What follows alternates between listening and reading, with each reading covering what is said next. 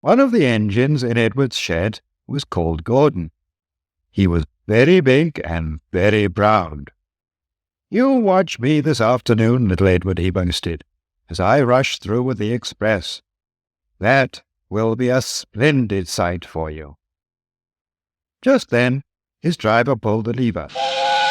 "Bye, little Edward," said Gordon as he puffed away.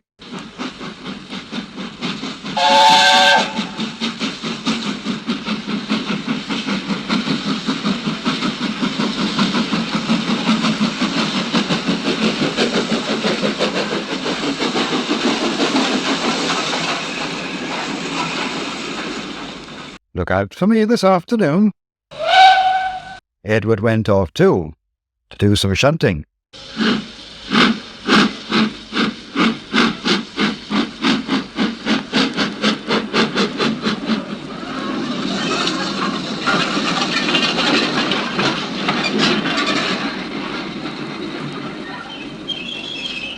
Edward liked shunting. It was fun playing with trucks. He would come up quietly and give them a pull.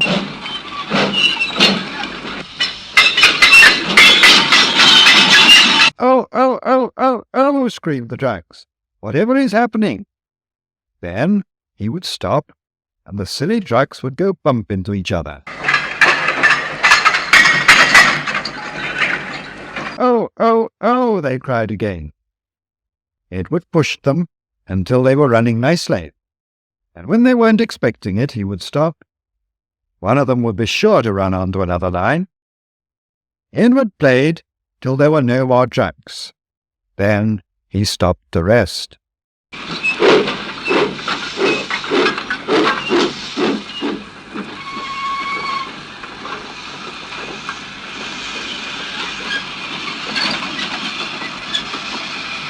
Presently he heard a whistle. Gordon came puffing along, very slowly and very crossly. Instead of nice shining coaches, he was pulling a lot of very dirty coal trucks. "Good strain, a good strain," he grumbled. "The shame of it. The shame of it. The shame of it."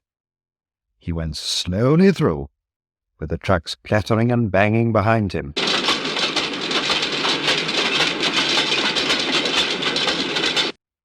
Edward laughed and went to find some more trucks. Soon afterwards, a porter came and spoke to his driver. "Gordon can't get up the hill. Will you take Edward and push him, please?" They found Gordon halfway up the hill and very cross. His driver and fireman were talking to him severely. "You're not trying," they told him. "Can't do it," said Gordon. "The noisy trucks held an engine back so. If they were coaches now, clean, sensible things would come quietly. That would be different." Edward's driver came up. "We've come to push," he said.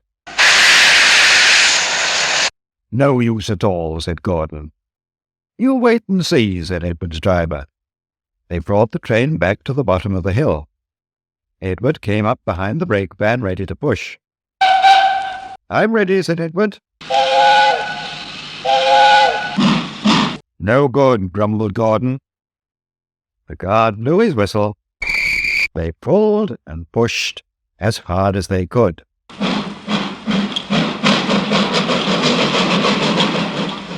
"I can't do it," puffed Gordon. "I will do it," puffed Edward.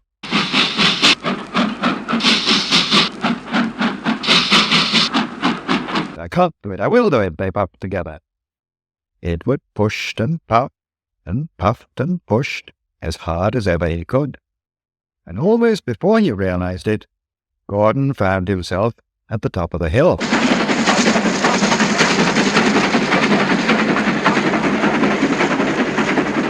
"I've done it, I've done it, I've done it, I've done it," he said proudly, and forgot all about Edward pushing behind. He didn't wait to say thank you, but ran on so fast that he passed 2 stations before his driver could make him stop. Edward had pushed so hard that when he got to the top, he was out of breath. Gordon ran on so fast that Edward was left behind. The guard waved and waved, but Edward couldn't catch up.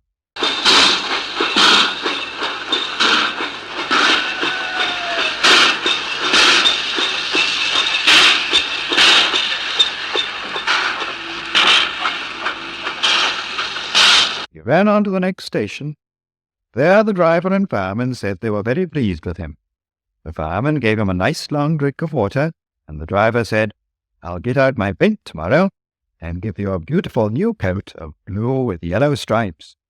Then you'll be the smartest engine in the shed."